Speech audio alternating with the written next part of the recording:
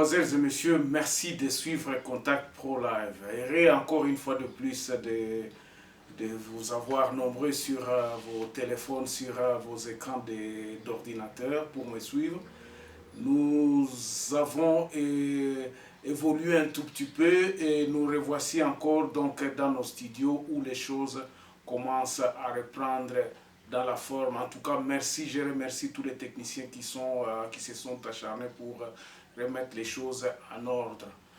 Aujourd'hui, nous allons parler d'une autre section de la Constitution qui est la section 7 de l'administration publique. Et c'est l'article 193 ou bien 193.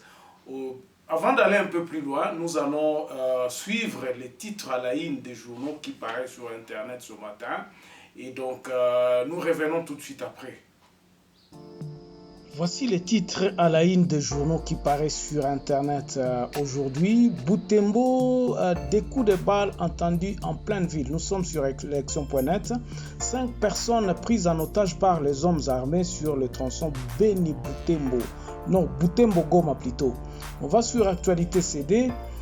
Congo central, courtoisie routière décrétée pendant 1 mois à Matadi suite aux tracasseries du PCR. Et puis, rentrée judiciaire, le premier président de la Cour de cassation dénonce des effets néfastes des immunités de poursuite.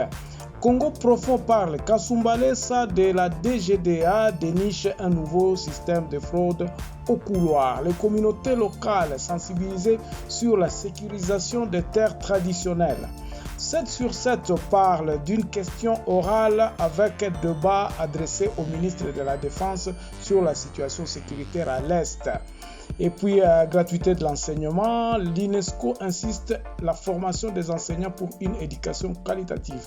Nous terminons avec Radio Okapi. Mbujima Ilomiba produit un diamant de 78 carats après une année d'arrêt. Le gouvernement provincial menace de fermer tout établissement scolaire qui ne respecte pas les mesures barrières. Merci, on se retrouve demain dans un nouveau numéro. Au revoir. Voilà, toujours dans la tumulte, M. Tshisekedi est toujours malmené dans la presse, donc il continue à prendre des coups. Bon, ça c'est selon moi.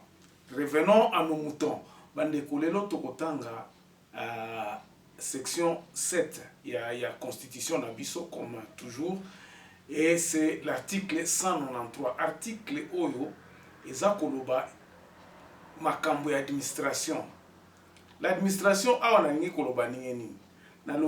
Donc l'administration ndenge musale salemaka. Fonction publique.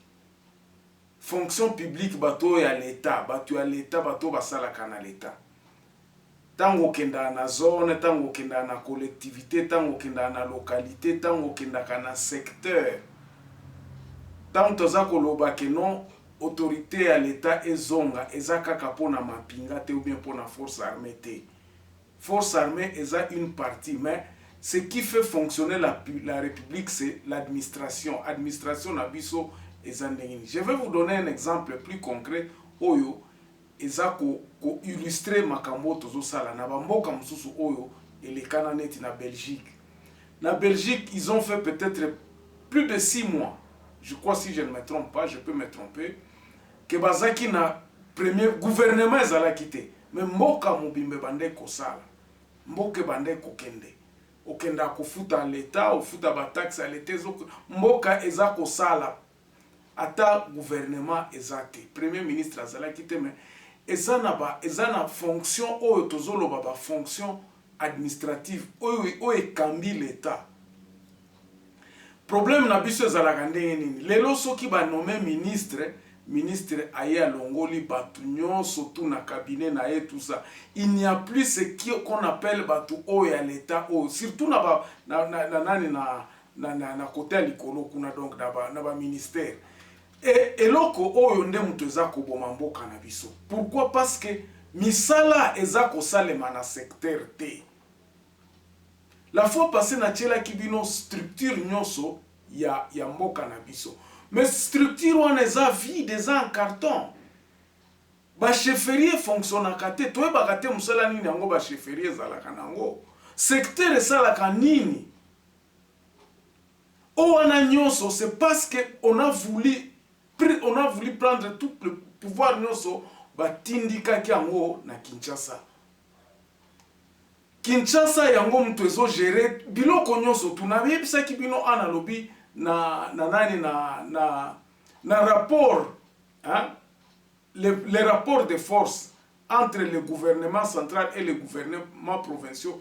Au commun na ba gouvernement provinciaux toza kaka na 12 ministres, à peine 11, 12. Mais le gouvernement central les a na 65 ministres. Na gouvernement tiyanani ya Ilunga Kamba lelo. 65 ministres. Donc soko tali na ba conseiller na banini omona ka misala nyonso ekekuna. Comparativement à ba gouvernement msusu ya bamboka msusu komona ka baza 25, ça ne pouvait ça, nous devons renverser eloko wana. Tant tozoloba tolobi changement à constitution na biso il faut ça l'élément d'urgence. Batu baza ko croire biso te. Tangu batu baza na province par exemple baza na misala. Nous n'aurons pas à nous bousculer au niveau du gouvernement central.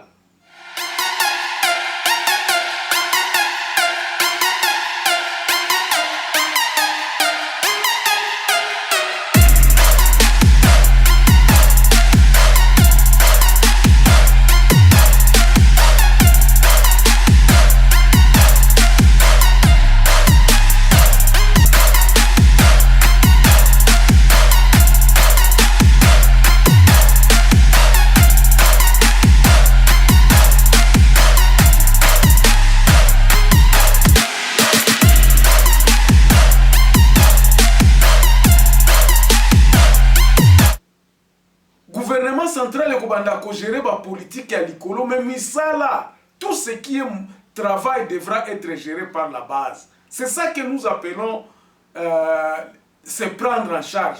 Et ça que zongisa congolais à sala musala, à l'administration publique kaka. Est-ce que posons-nous la question, qu'est-ce que la chefferie fait? Chefferie sala kanini na mboka na biso. Secteur sala kanini na mboka na biso. Localité salaka nini na mboka na biso. Commune toza koloba commune rurale, commune urbaine. Quel est l'apport de ces communes là? Bayaka na nini nango na kati ya gouvernement central na biso ou bien la province na biso. Ba apport na bango eza nini? Qu'est-ce qu'ils ont? Eloko nini nango baza nango o ba koloba to salaka boy to salaka boy to salaka boy. Parce que aujourd'hui ce qui na lingina soit par exemple papier Mokotoloba, certificat de bonne vie et mœurs. Nous sommes à l'étranger, nous avons besoin de ces papiers-là. Nous sommes dans l'ambassade Awa, ambassade Kutuba, Komelinga Ango. Ils vont me donner, il faut qu'on a foutu un bon. Et ce sont ces papiers de valeur-là où l'administration devrait prendre en compte. Et pas na biso tant ozo déclarer moi naza moi nanangai ou bien naza na ko sala école ou bien nazo ya ba orphelin tout ça bien nazo adopter moi. On a vu des scandales parce que l'administration ne fonctionne pas dans l'article o na ndenge za koloba. Totanga na no article yango. Elobi nini? L'administration publique est apolitique, neutre et impartial. Nul ne peut détourner à ses fins personnelles ou partisanes. Elle comprend les fonctions publiques ainsi que tous les organes et services assimilés. Ça, c'est l'intitulé de l'administration. Donc, article 193 en Bandeko, notre fonction publique qui doit être une monture, il fallait tous nango comme outil. Mais les lois fonctionnent dans l'arbitraire. Dans l'arbitraire, sans que n'aille Sabino Makambo, quoi que ce soit. Non. Notre pays fonctionne pratiquement dans l'arbitraire. Okolamukalelo bolobite. Bato, il faut bakangama. Oh, état de droit. L'état de droit ne peut pas s'appliquer tant que mboka ezate. Et mboka ngo ezandenge nini, c'est l'administration qui doit fonctionner. Et loko yondeza base parmi les causes fondamentales ya chute ya mboka na biso. Donc parmi eloko oyo parmi ba cause profonde ya crise oyo eza na mboka na biso eza l'administration publique ou bien ezosala fonction publique ezosala te. Tout se fait dans le papier à la maison na ba enregistrement te eloko mon côté même à la douane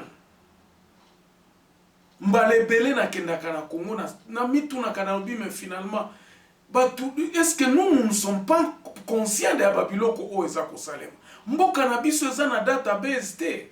C'est pour cela aujourd'hui ba banque ezako fungwa makuna okoyoka ba assimiler biso ataka na bamboka oyo tozako favoriser onani terrorisme parce que ba banque ango okomona ka banque moko eza na Kinshasa bien sûr eza na mikanda nyoso mikanda wana soko bon supposons par exemple je me pose la question banque moko zo fonctionner na Kinshasa mais soko zo lukango na Aru ezate olukiango na Bukavu ezate. C'est quelle sorte de banque? Donc mboka na biso se limitaka na Kinshasa. Entre parenthèses, wana ezaki parenthèse to kangi parenthèse wana. Mais eloko tozoloba awa eza importance ya fonction publique et administration publique yango oyo. Tant que tokozala na administration publique o eza ko fonctionner te o eza, c'est-à-dire que tozana na mboka te.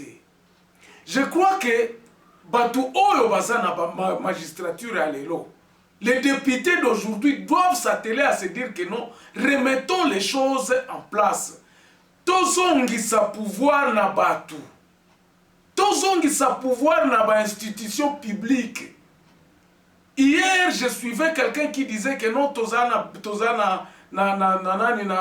pourquoi on a créé la CENI? Parce que CENI fallait en principe habiliter à CENI. Il fallait en principe na ministère intérieur qu'organiser va voter tout ça. Mais on a créé une institution extra. Donc balongoli musala y en a un ministère intérieur et comme un département mususu. Donc il y a duplication de fonctions de départements. CENI oh il fallait que Makambouane la gérer la fonction publique.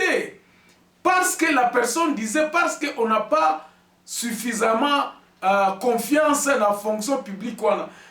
Ça c'est grave ma déclaration et ça vient d'un intellectuel, ça vient d'un constitutionnaliste qui dit ça. Comment est-ce que nous ne pouvons pas... C'est pour vous dire que tout a été politisé. Comment est-ce que le Congolais ne peut pas avoir confiance dans les institutions que lui-même a créées ou ils ont construit sous bassement. Et c'est donc là que moi je dis que non, mboka na biso po ebonga, il faut to rétablir babiloko wana nyoso et puis to loba ke biso ba Congolais o ndeza fonction publique na biso, o ndemboka na biso.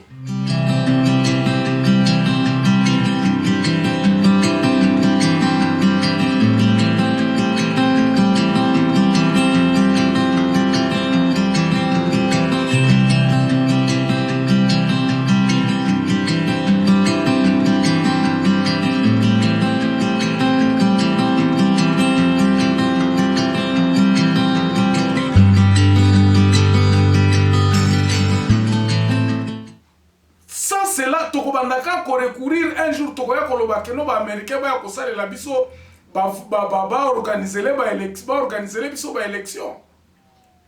Si nous-mêmes nous ne donnons pas l'importance à nos institutions, qui d'autre le fera? Fonction publique na biso il faut ça là. Il faut les législateurs aujourd'hui puissent commencer à penser. Ya mwana na za koloba boy na lobby. Ba état généraux ana nyoso na za koloba mikolo nyoso ya ba territoire est très important. Pourquoi? Parce que binomoko na kati ya ba territoire vous allez définir selon les programmes.